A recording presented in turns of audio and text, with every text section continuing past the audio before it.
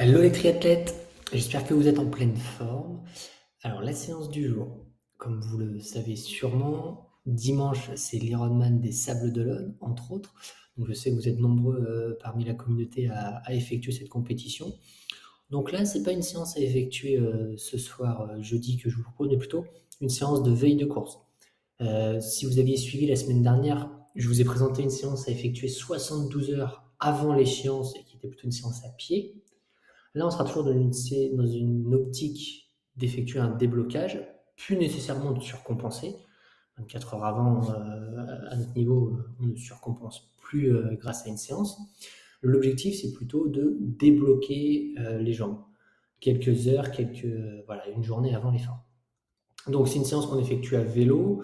Euh, Autant la veille de course, c'est vrai qu'on est nombreux parmi les triathlètes à soit privilégier le vélo, voire même la natation, la course à pied. Chacun a un petit peu ses habitudes. On a effectué cette séance à vélo. Si jamais vous préférez effectuer le déblocage en course à pied, vous pouvez complètement répliquer cette séance en course à pied. Et vous pouvez la doubler avec une séance de natation si votre emploi du temps vous le permet et si vous le souhaitez. Pareil, ça serait une séance de natation du coup vraiment soft, vraiment lente, mais avec quelques déblocages très très courts, comme on va le voir pour cette séance vélo. Donc voilà, 24 heures avant, on tourne les jambes, 20 minutes d'échauffement, et après on enchaîne avec 6 sprints de 15 secondes.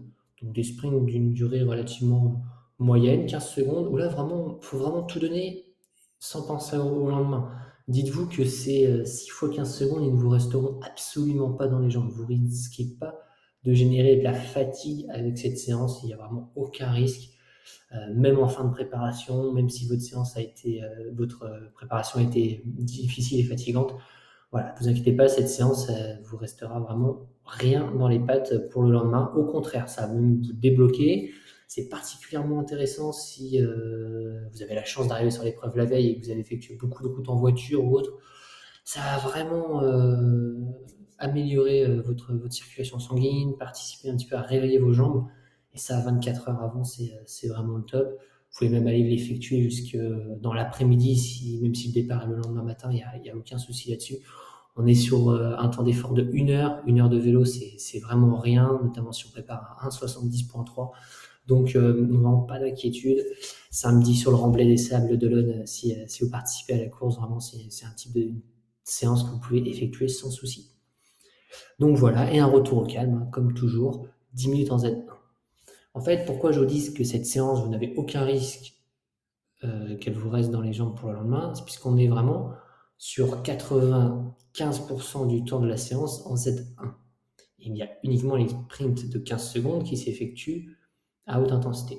Le piège, ça serait d'effectuer un échauffement en temps de récupération trop élevé et donc en dehors de la zone 1, en Z2, voire même en Z3. Le piège, ça serait de vouloir suivre des copains sur cette sortie qui ont un niveau plus élevé que le vôtre, de vouloir suivre et de prendre des roues. Non, non, l'objectif, il faut vraiment rester en Z1 sur tout le reste de la séance si vous voulez vraiment que l'impact sur votre forme soit que positif et non négatif pour la course du lendemain. Donc voilà, une bonne séance de déblocage, facile à mettre en place, relativement courte. Et comme je vous l'ai dit, vous pouvez donc soit l'effectuer à vélo, en course à pied, voire même en natation selon vos préférences. Bien sûr, en course à pied, on adapte. Vous n'êtes pas obligé d'aller partir 1 heure en footing. Vous pouvez déjà réduire un petit peu l'échauffement et réduire la récupération entre les sprints pour plutôt avoir une durée de séance entre 30 et 45 minutes. Voilà. 1 heure à vélo, 35-40 minutes à pied et 30-40 minutes de natation. C'est parfait pour ce type de séance. Voilà, n'hésitez pas à nous dire vos retours. Si certains ont déjà effectué la séance de jeudi dernier, dites-nous aussi ce que vous en avez pensé. Et puis pour ceux qui courent dimanche au Sable d'Olonne ou ailleurs, je vous souhaite une super course et n'hésitez pas là aussi à nous faire vos retours. Merci beaucoup et à la semaine prochaine.